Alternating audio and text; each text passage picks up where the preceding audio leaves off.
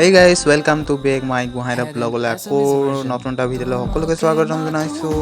তেন্তে বলক আজি মোৰ ভণ্টিৰ ঘৰ ঠাত তেন্তে আজি আপোনালোকক সকলো যি হয় আপোনালোকক দেখাম সৰু সুৰা এটা মিনি ব্লগ।